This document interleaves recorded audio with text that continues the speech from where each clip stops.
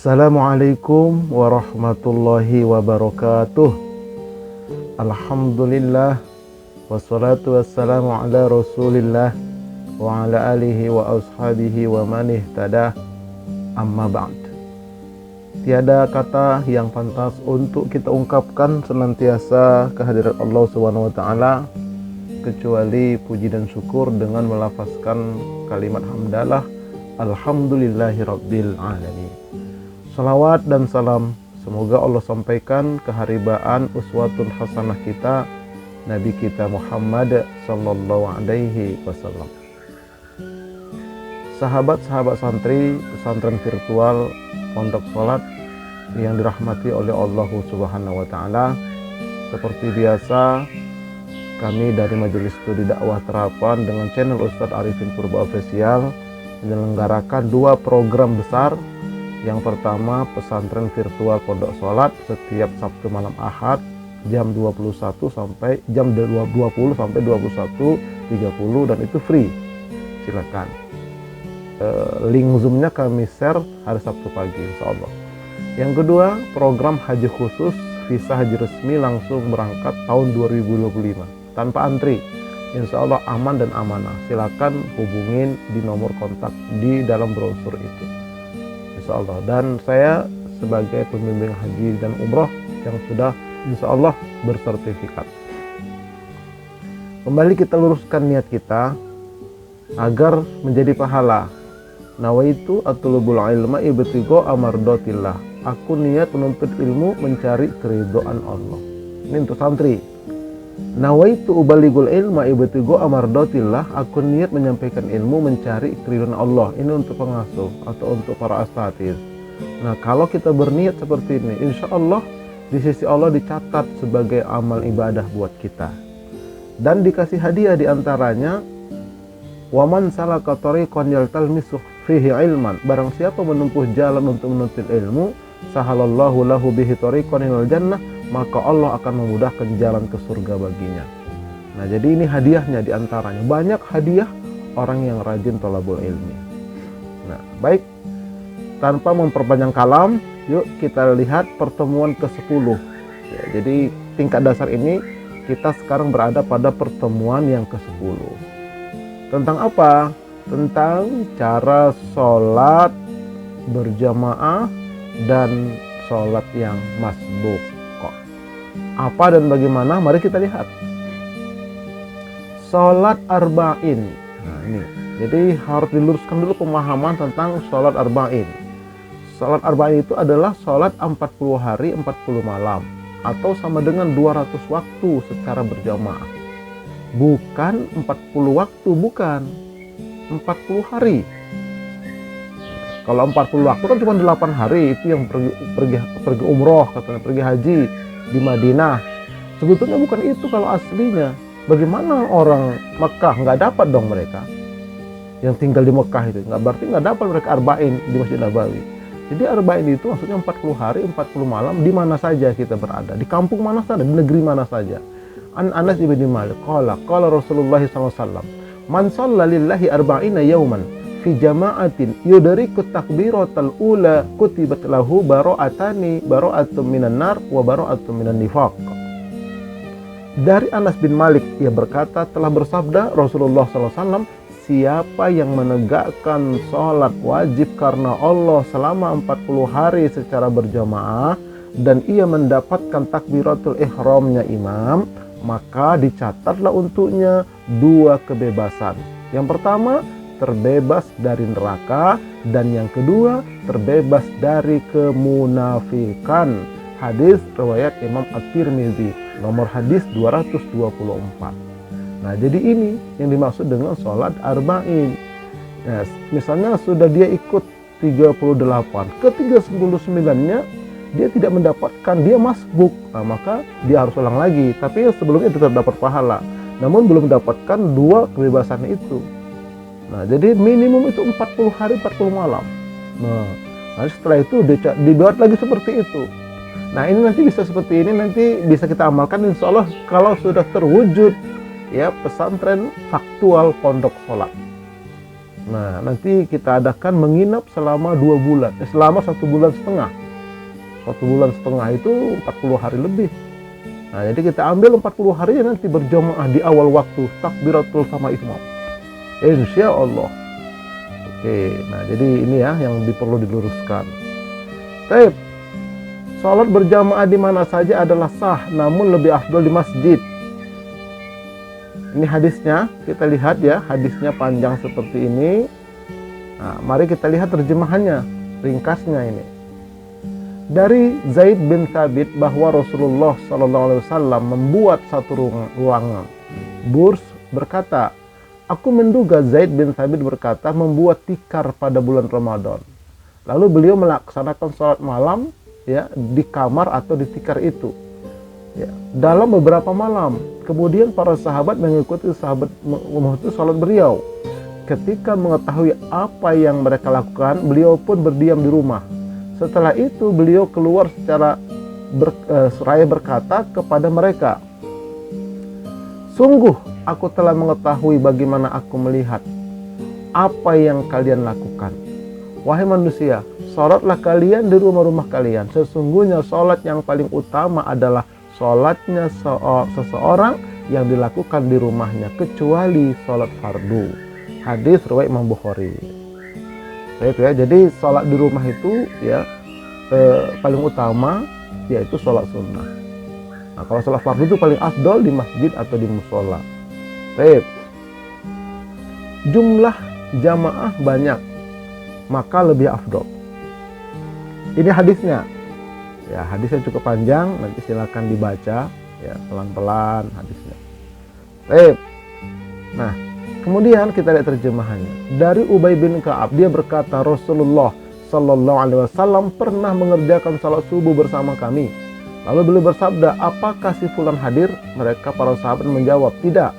Beliau bersabda lagi, apakah si fulan hadir? Para sahabat menjawab, tidak. Beliau bersabda lagi, dua salat ini, subuh dan isya, adalah salat yang paling berat bagi orang-orang munafik.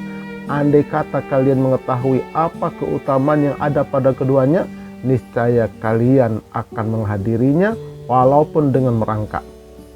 Dan sesungguhnya saf pertama adalah seperti saf para malaikat. Seandainya kalian mengetahui keutamaan saf pertama, niscaya kalian akan memperebutkannya.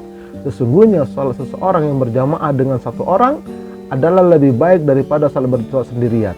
Dan salatnya bersama dua orang berjamaah adalah lebih baik daripada salat bersama seorang berjamaah.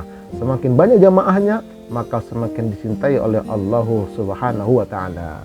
Hadis riwayat Imam Abu Daud. Nah, inilah tentang keutamaan banyaknya jumlah jamaah ketika kita salat berjamaah. Baik, mengikuti generasi awal Islam yang rajin berjamaah. Ini hadisnya. Ya, ini hadisnya seperti ini redaksinya. Yuk kita lihat terjemahannya. Dari Abdullah katanya, siapa yang berkehendak menjumpai Allah besok sebagai seorang muslim, hendaklah ia jaga semua salat yang ada, dimanapun ia mendengar panggilan salat itu. Sesungguhnya Allah telah mensyariatkan kepada nabi kalian sunnah-sunnah petunjuk. Dan sesungguhnya semua salat di antara sunnah-sunnah petunjuk itu. Kalau kalian salat di rumah kalian sebagaimana seorang yang tidak hadir di masjid atau di rumahnya, berarti telah kalian tinggalkan sunnah-sunnah nabi kalian. Sekiranya kalian tinggalkan sunnah nabi kalian, sesungguhnya kalian akan sesat.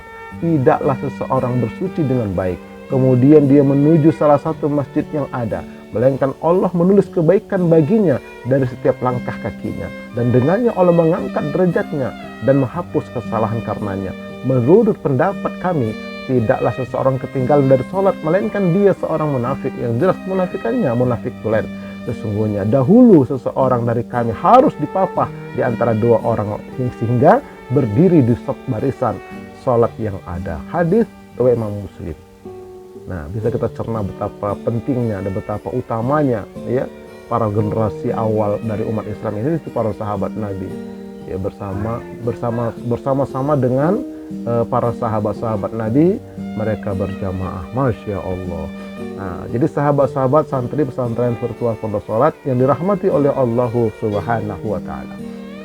Nah, kemudian kita lihat, boleh sholat 2 kali sebagai pahala sholat sunnah.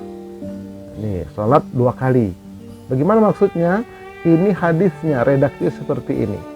Baik. Nah, mari kita lihat ringkasnya, terjemahannya begini.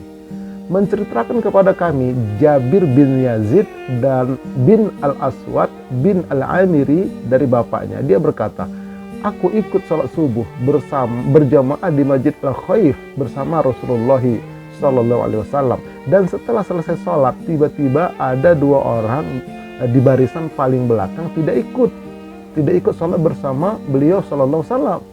Lalu Rasulullah SAW bersabda, bawa dua orang tersebut kepadaku. Kedua orang tersebut pun kemudian segera dibawa kepada beliau dalam keadaan gemetar sendi-sendinya. Lantas beliau bersabda, apakah yang menghalangi kalian berdua untuk salat bersama kami? Keduanya menjawab, wahai Rasulullah, kami telah salat di rumah kami. Rasulullah SAW berkata, jangan kamu lakukan hal itu, meninggalkan salat berjamaah. Jika kalian berdua telah salat di rumah kalian, kemudian kalian datang ke masjid yang sedang salat berjamaah, maka salatlah bersama mereka, karena bagi kalian hal itu adalah sunnah. Masya Allah. Nah, jadi ini tuntunan dari Rasulullah SAW. Jadi boleh salat dua kali, tapi dengan catatan yang pertama tadi dia salat di rumah.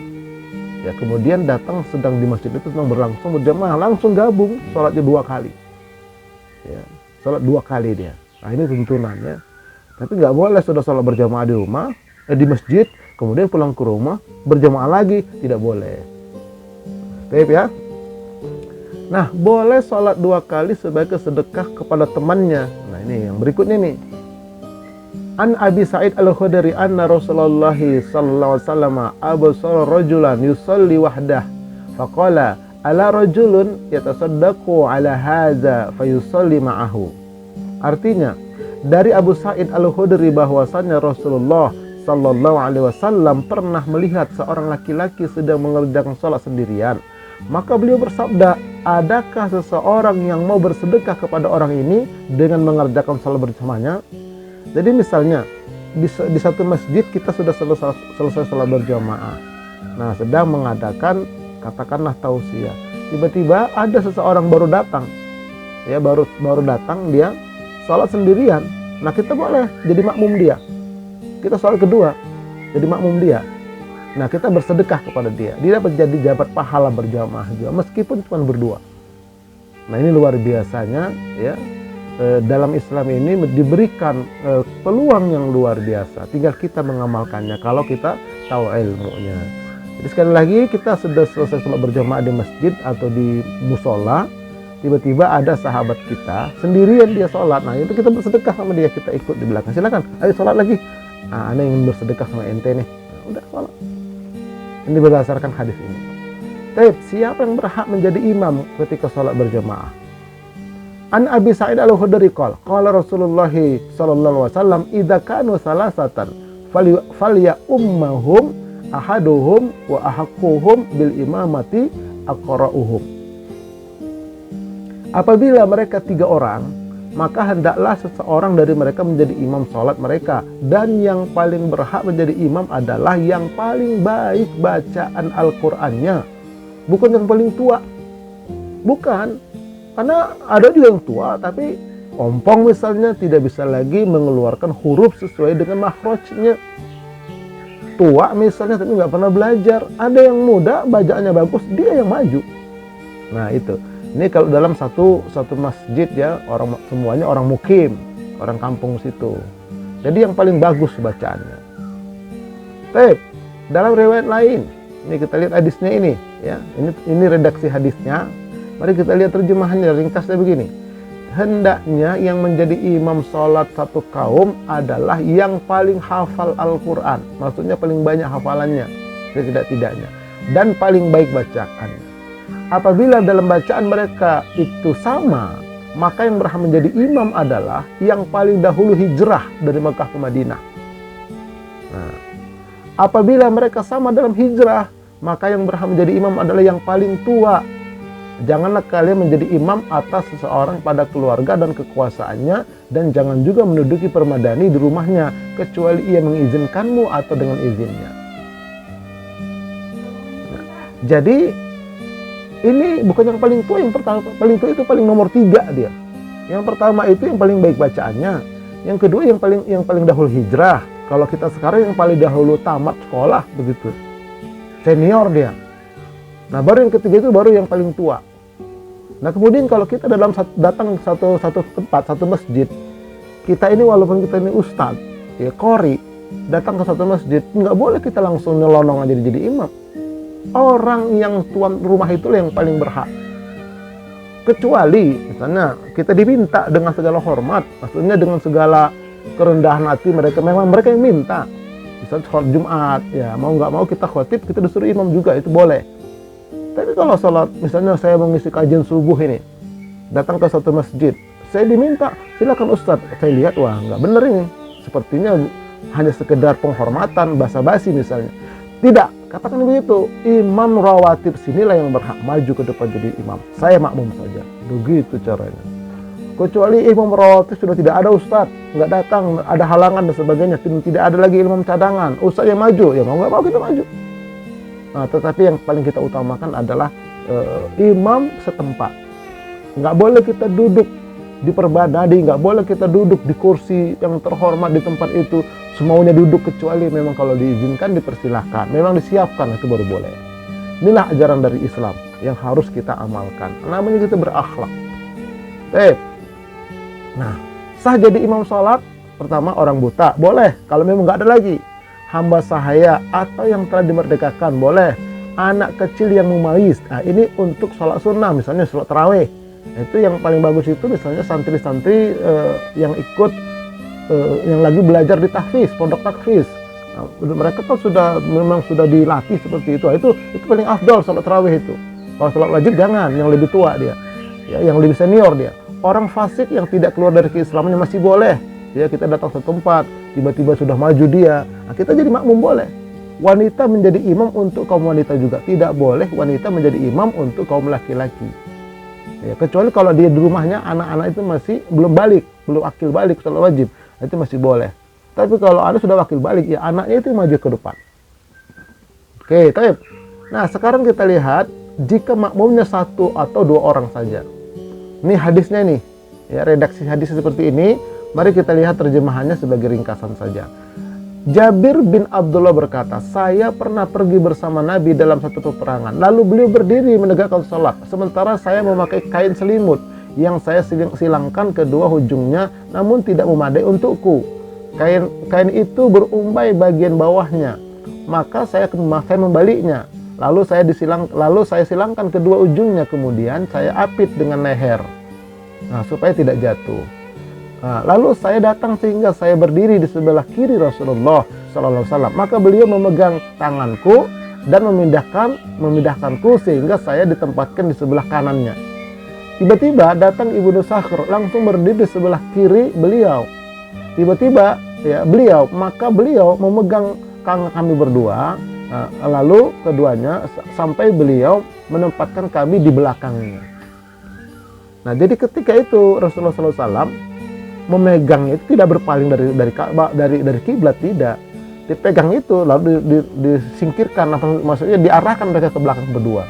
Jadi bukan kanan kiri, tapi kalau seorang saja makmumnya sebelah kanan itu mepet, kalau bisa mepet ketemu dengan kaki kita dengan kaki imam, namun imam lebih startnya lebih ke depan sedikit. Nah, kemudian datang lagi sahabat ke kiri, nah, maka kata Nabi, ya udah, Nabi melakukan mereka berdua dipegang, ditaruhkan ke belakang.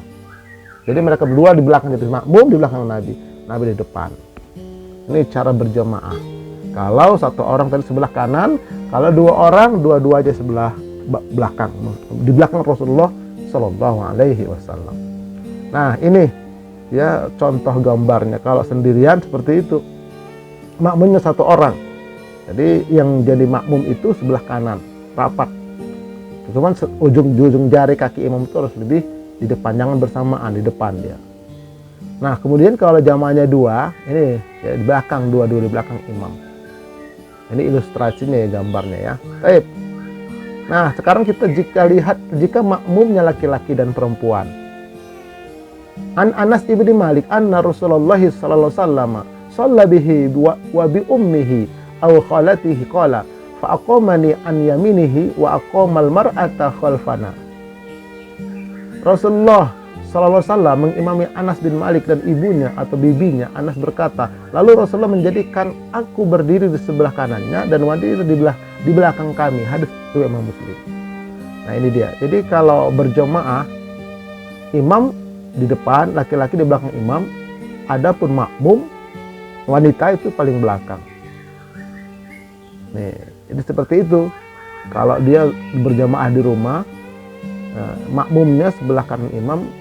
Kemudian makmum yang perempuan itu di belakang, ya di belakang mereka berdua. Baik, nah sekarang kita lihat jika imam dan makmumnya perempuan. An Abdul Razak Anil Thawri an Maisarah ibni Habib an Nahdi an Ritotil Hanafiyati an Aisyata ummutuhunna wa qamat bainahunna fi salati maktubah. Sesungguhnya Aisyah mengimami mereka dan berdiri di antara mereka dalam satu salat wajib. Jadi dari Siti Aisyah pernah berdiri, pernah memimpin salat berjamaah bersama dengan wanita. Jadi jamaahnya juga wanita. Nih, jadi wanita jadi imam. Imamnya di tengah, imamnya di tengah, makmumnya kanan kiri rapat, tidak ke belakang, dia rapat. Imam maju depan sedikit. Tuh. Nah kalau berjamaah banyak, imamnya di tengah-tengah ini. Jadi imam di tengah-tengah dia, makmumnya di kanan kiri, ya tidak berjarak ke belakang, tidak rapat dia, cuman sedikit imam maju ke depan, baru makmum yang lain di belakang. Ini tata cara kalau imamnya perempuan, jamaahnya juga perempuan. Oke, sekarang kita lihat adab-adab sholat berjamaah di masjid. Nih, satu, sudah mandi dan sudah berwudu dari rumah. Ini redaksi hadisnya. Kita lihat terjemahannya. Dari Abu Hurairah berkata, bersabda Rasulullah SAW, barang siapa yang bersuci dari rumahnya, kemudian berjalan menuju ke salah satu rumah dari rumah-rumah Allah atau masjid untuk menunaikan salah satu kewajiban. Ya, salah satu kewajiban dari kewajiban-kewajiban yang telah diwajibkan Allah, maka kedua langkah kakinya salah satunya akan menghapus dosa-dosa dan langkah yang lainnya akan mengangkat derajat. Ya, jadi luar biasa. Satu, menghapus dosa, yang kedua mengangkat derajat. Satu, menghapus dosa, yang kedua mengangkat derajat. Hari Jumat kita sudah mandi berwudu, kita berangkat ke masjid. Itu menghapus dosa, mengangkat derajat. Ustadz, masalahnya saya tidak jalan kaki, Ustadz, karena jauh. Saya naik motor atau naik mobil. Lalu bagaimana? Nah, putaran ban motornya itulah, putaran ban mobilnya itulah. Wah, banyak putaran jadi malah. Kalau dia motor 2 putarannya, kalau dia mobil 4 dia. Tuh. Disitulah dia letak hitungannya, Masya Allah. Jadi luar biasa. Baik. Kemudian sudah berpakaian yang indah. Ya Bani Adam, khudzu zinatakum 'inda kulli masjid. Wahai anak cucu Adam, pakailah pakaianmu yang indah di setiap memasuki masjid. Jadi kalau mau datang salat berjamaah ke masjid itu yang indah. Jangan asal-asalan. Ya. Yang indah, yang rapi, yang bersih. Nah, jangan yang kotor, apalagi habis olahraga, ya, kaos bau keringat atau bau daki, bawa ke masjid. Jangan, apalagi salat subuh. Jangan dipakai pakaian yang dibawa tidur tadi. Siapa tahu bau iler nanti di sana, mengganggu orang lain. Nah, pakai minyak wangi. Disebutkan dalam hadis, inna hadza yawmu 'idin ja'alahu Allahu lil muslimin faman jaa'a ila jumu'ati falyaghtasil wa in kana tibun falyamassa minhu wa 'alaikum bisiwak. Artinya, dari Ibnu Abbas berkata, telah bersabda Rasulullah SAW, hari Jumat ini adalah hari raya yang dijadikan Allah untuk umat Islam. Bagi siapa yang ingin melaksanakan sholat Jumat, hendaklah mandi, memakai wangi-wangian kalau ada, dan menggosok gigi bersiwak. Menggosok gigi bersiwak atau pakai pasta gigi sebelum berangkat ke masjid. Jadi pakai minyak wangi, kalau ada pakailah, belilah khusus untuk sholat misalnya. Nah kemudian pakai siwak, ini pakai siwak ya, atau pakai pasta gigi juga boleh. Jangan sampai bau mulut. Ya, begitu waladolin dia amin, tetangga kita sebagai makmum, wah dia nggak sikat gigi pagi-pagi, baunya luar biasa. Na'udzubillahi min dzalik. Itu mengganggu. Nah, jadi pakai minyak wangi, sikat gigi supaya jangan bau mulut. Maka di zaman Nabi itu ada orang yang suka makan bawang, itu kata Nabi jangan, kalau lagi makan bawang jangan ke masjid. Karena bau mengganggu orang. Bersihkan dulu baunya itu, baru datang ke masjid. Bukan tidak boleh makan bawang, boleh. Bukan tidak boleh makan jengkol, pete, boleh.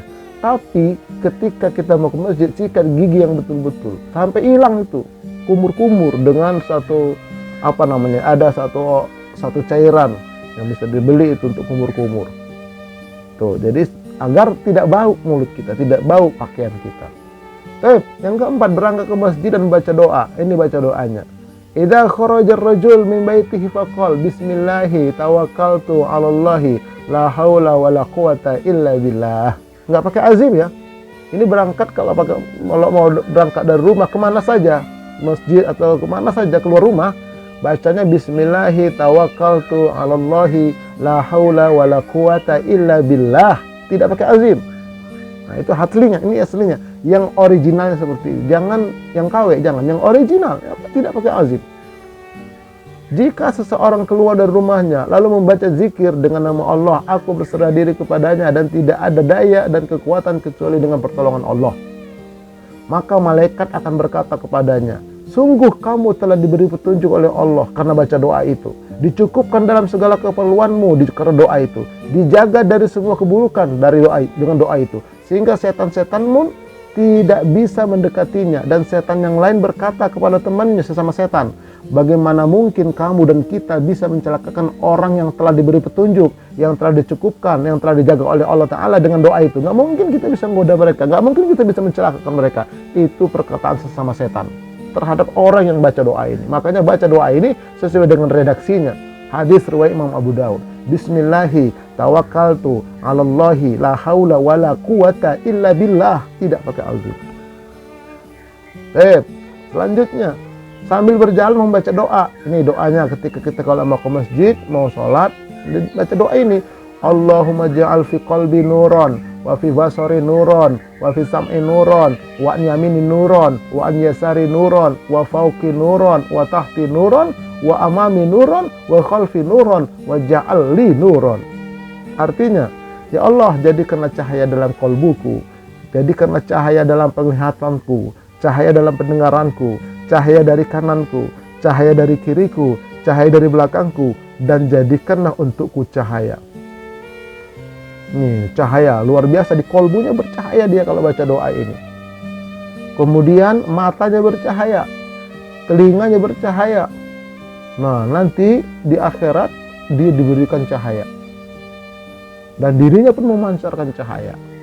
Nih, luar biasanya doa ini ketika kita mau berangkat ke masjid. Silakan difoto boleh, dicatat boleh, dan diamalkan tentunya.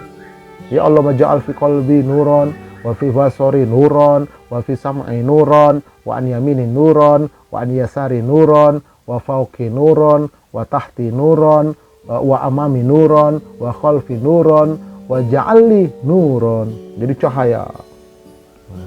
Sehingga nanti kita ketika melintas di atas sirat kita bercahaya. Karena siratul mustaqim itu gelap, becek, licin, ada ranjau. Luar biasa. Nah, makanya yuk, salah satu cahaya itu adalah kita baca doa ini. Di samping nanti baca surah Al-Kahfi setiap malam Jumat atau hari Jumat, itu juga cahaya. Dan yang lain-lainnya. Nah, kemudian baca doa masuk masjid dan masuk keluar masjid. Idza dakhala ahadukumul masjid falyaqul Allahumma iftah li abwaaba rahmatika wa idza kharaja falyaqul Allahumma inni as'aluka min fadlika. Jika salah seorang di antara kalian masuk ke masjid, bacalah doa, ya Allah, bukakanlah pintu-pintu rahmatmu. Dan apabila keluar, hendaklah ia membaca doa, ya Allah, aku minta karuniamu. Hadis riwayat Imam Muslim. Nah, hafal kita ini. Menegakkan sholat tahiyatul masjid. Idza dakhala ahadukumul masjid falyarka raka'ataini qabla ayyajlisa.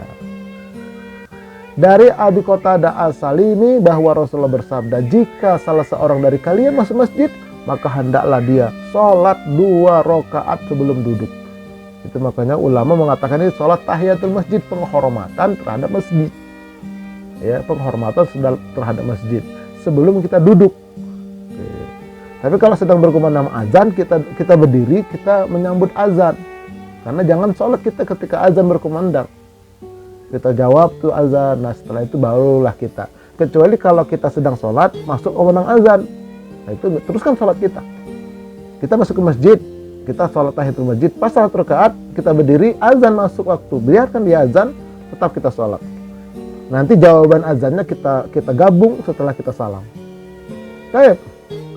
Nah, menjawab azan dan menegakkan sholat sunnah qobliyah atau ba'diyah. Ini kita lihat ya, redaksinya. Barang siapa sholat 12 rakaat dalam sehari semalam, maka akan dibangun baginya rumah di dalam surga, yaitu 4 rakaat sebelum zuhur, 2 rakaat setelah zuhur, 2 rakaat setelah maghrib, 2 rakaat setelah isya, dan 2 rakaat sebelum subuh. Hadis riwayat Imam Tirmidzi. Nah, ini nanti kita akan kaji pada pada tingkat lanjutan insyaallah tentang 20 macam salat sunnah. Kan kita bahas ini nanti secara detail dengan dalil-dalilnya. Baik. Nah, kemudian imam menghadap ke jamaah, merapikan shaf lalu mempersiapkan iqamah. Ini redaksi hadisnya ya. Kita lihat. An-Nu'man bin Bashir berkata, Rasulullah biasa menghadap kepada jamaah lalu bersabda, luruskan shaf-shaf kalian.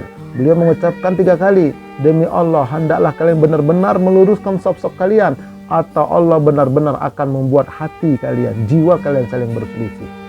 Jadi kata Nabi, aqimu sufufakum, aqimu sufufakum, aqimu sufufakum 3 kali. Atau redaksi lain nanti, ya banyak redaksinya, istawu wa'tadilu misalnya. Tapi yang jelas ya, menghadap ke jamaah setelah rapi semua, barulah dipersilakan iqamah. Ini yang benar. Ya, ini yang benar. Jadi kadang-kadang, ya kebanyakan lah selama ini, jadi setelah sholat sunnah itu masih duduk masing-masing berantakan, baru langsung datanglah muazin. Dia qomat. Allahu Akbar, asyhadu an la ilaha illallah, baru berdatangan. Enggak begitu sebetulnya. Jadi imam dulu maju ke depan, menghadap ke jamaah. Aqimu sufufakum. Ayo rapatkan, luruskan, semuanya ayo berdiri. Kira-kira yang baris pertama, baris kedua itu sudah mulai rapi, yang belakang itu nyusul, udah baru disuruh sama salah seorang. Yang mana? Tidak mesti yang azan. Azan itu milik muazin, tapi iqamah itu miliknya imam. Imam yang nyuruh. Tidak boleh siapapun melakukan iqamah sebelum disuruh oleh imam.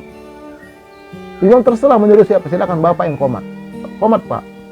Itu aslinya begitu. Nanti di pondok sholat faktual kita akan praktikkan insyaallah. Oke ya. Nah, kemudian jangan berikan celah bagi setan dalam barisan shaf ini. Ini redaksi lurus terjemahannya. Luruskan shaf dan luruskan pundak-pundak serta tutuplah celah. Namun berlemah lembutlah terhadap saudaramu dan janganlah kalian biarkan ada celah untuk setan.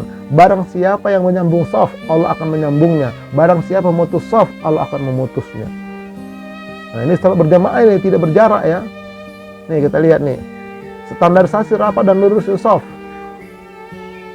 An Zur'ata ibni Abdurrahman qal sami'tu ibn Zubair yaqul shaffu al-qadamaini. Ya, dari Zur'ah bin Abdurrahman dia berkata, aku mendengar Ibnu Zubair berkata, meluruskan kedua kaki. Yang dikatakan meluruskan kedua kaki adalah dari Anas bin Malik. Dari Nabi bersabda, setiap orang dari kami para sahabat merapatkan pundak kami dengan pundak sebelahnya dan merapatkan tumit kami dengan tumit sebelahnya. Ini standarnya salat berjamaah bagi makmum, standarnya ini. Ya, setelah rapat begitu baru nanti imam menyuruh iqamah. Kita lihat ya. Nah, ini nggak benar, ini terlalu lebar. Ini miring dia, ujung jempol sama ujung jari-jari kakinya miring dia. Ini terlalu rapat, tidak boleh. Ini salah. Jangan begini. Yang benar itu adalah begini. Ini kalau salat sendirian ini kakinya itu lebar sejajar pundak. Jangan terlalu lebar, sejajar pundak saja, standar aja. Nah kemudian ujung jarinya itu lurus, ngikutin garis sajadah itu, lurus dia. Usahakan lurus. Nah kalau dia rapat itu pundak ketemu pundak. Kemudian tumit, mata kaki ketemu mata kaki, tumit ketemu tumit, rapat. Tapi jangan, nggak boleh saling menginjak. Jangan kasih jarak untuk setan, ini benar. Nah, kemudian setelah benar-benar lurus dan rapat, barulah imam mempersilakan iqomah. Nih, dari Abu Umamah atau di salah seorang sahabat Nabi, sesungguhnya Bilal mulai mengumandangkan iqomah tatkala Bilal sampai pada kalimat qad qamatis shalah, Nabi menjawab, aqamahu wa adamaha. Aqamahallahu wa adamaha. Semoga Allah membuatnya berdiri dan menegakkannya. Nah, jadi Bilal itu setelah rapat semua kata Rasulullah, ya silakan Bilal, qomat. Maka Bilal pun qomat. Ya, jadi udah siap betul. Qad qamatis shalah itu sungguh telah siap untuk sholat. Bagaimana telah siap kalau belum berbaris? Jadi sudah betul-betul berbaris, bagian depan itu semua rapi, nah barulah qomat. Karena udah betul-betul siap. Nah, begitulah aslinya ya. Taib, imam diikuti oleh makmum. Dari Abu Hurairah berkata, Rasulullah bersabda, dijadikannya imam itu untuk diikuti. Jika ia takbir, maka bertakbirlah kalian. Jika ia ruku, maka rukulah kalian. Jika ia mengucapkan sami Allahu liman hamidah, maka ucapkanlah Rabbana lakal hamd. Ya Rabb kami, milik engkaulah segala pujian. Jika ia sujud, maka sujudlah kalian. Dan jika ia salat duduk, maka salatlah kalian dengan bersama imam dengan duduk. Nah, jadi imam itu untuk diikuti. Ya, untuk diikuti. Nah, kemudian jangan mendahului imam. Ini redaksi hadis, sudah saya sampaikan ini pada pertemuan pertama sekali. Dari Anas dia berkata, Rasulullah SAW mengimami kami pada suatu hari. Ketika beliau telah menyelesaikan salat, maka beliau menghadap kami dengan wajah seraya bersabda, wahai manusia, aku adalah imam kalian, maka jangan kalian mendahului aku dengan ruku, dengan sujud, dengan berdiri, dengan berpaling dari salat atau selesai. Karena aku melihat kalian dari arah depanku dan belakangku. Kemudian beliau bersabda, demi zat yang jiwa Muhammad berada di tangannya, kalau kalian melihat sesuatu yang aku lihat, niscaya kalian akan sedikit tertawa dan banyak menangis. Mereka bertanya, apa yang kamu lihat wahai Rasulullah? Beliau menjawab, aku melihat surga dan neraka. Nah, jadi sini ada 3 faedah yang bisa kita ambil. Yang pertama, Rasulullah itu sebagai imam, ikuti. Ya ikuti. Dia ruku, kita ruku. Dia berdiri, dia berdiri. Begitu. Siapapun jadi imam. Nah, kemudian kata Rasulullah di sini, Rasulullah itu melihat, walaupun Rasulullah sedang menjadi imam menghadap ke kiblat, Nabi itu melihat yang di belakang semua. Itu mukjizat. Karena mungkin Nabi itu dikasih kata spion dia. Jadi nampak semua. Di arah belakang beliau nampak semua. Nah begitu pun ketika selesai pulang Isra Mi'raj itu kan dalam sejarah itu. Ditanyalah berapa pintunya, berapa tiangnya Masjidil Aqsa. Nabi terangkan karena ditampakkan oleh Allah kepada Nabi. Semuanya nampak. Jadi kasaf terbuka. Ya, terbuka semua. Itu mukjizat. Nah, kemudian di sini bahkan Nabi itu melihat surga neraka. Kalau kalian melihat apa yang aku lihat, kata Nabi, kalian lebih banyak menangis daripada tertawa. Kenapa? Aku melihat surga, aku melihat neraka. Ini luar biasa. Apa sudah ada Ustaz? Sudah ada. Surga yang mana? Neraka yang mana? Untuk makhluk sebelum kita. Episode sebelum kita. Nanti kita ini kiamat semua hancur total kecuali arasnya Allah. Lalu nanti kita diadili, dimasukkan surga, masuk neraka ya sebagian. Surga juga sebagian, mudah kita masuk surga. Itu diciptakan kun fayakun. Jadilah surga untuk episode kita ini. Nah inilah ya, jadi bisa kita ambil di sini imam itu untuk diikuti. Jika imam salah, makmum wajib mengingatkan. Nih, dari Sahal bin Sa'ad radhiyallahu anhu berkata, setelah selesai Nabi berbalik menghadap jamaah lalu bersabda, wahai sekalian manusia, mengapa kalian ketika mendapatkan sesuatu sholat, kalian melakukannya dengan bertepuk tangan? Sesungguhnya bertepuk tangan itu adalah isyarat yang dilakukan oleh kaum wanita. Maka siapa yang mendapatkan sesuatu yang keliru dalam sholat adalah mengucapkan subhanallah. Ini ya, jadi kalau imamnya salah, ucapkan subhanallah. Misalnya rakaat kedua sebetulnya tahiyat, dia langsung berdiri subhanallah, duduk lagi tuh imam.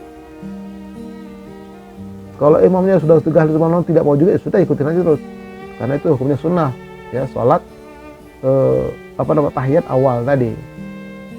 Subhanallah. Kalau perempuan yang salah, imamnya salah, imam perempuan, kemudian makmumnya juga perempuan, nah, itu dengan tepuk, dia ditepuknya punggung tangan kirinya, bukan telapak tapi punggungnya, begitu ditepuk begitu.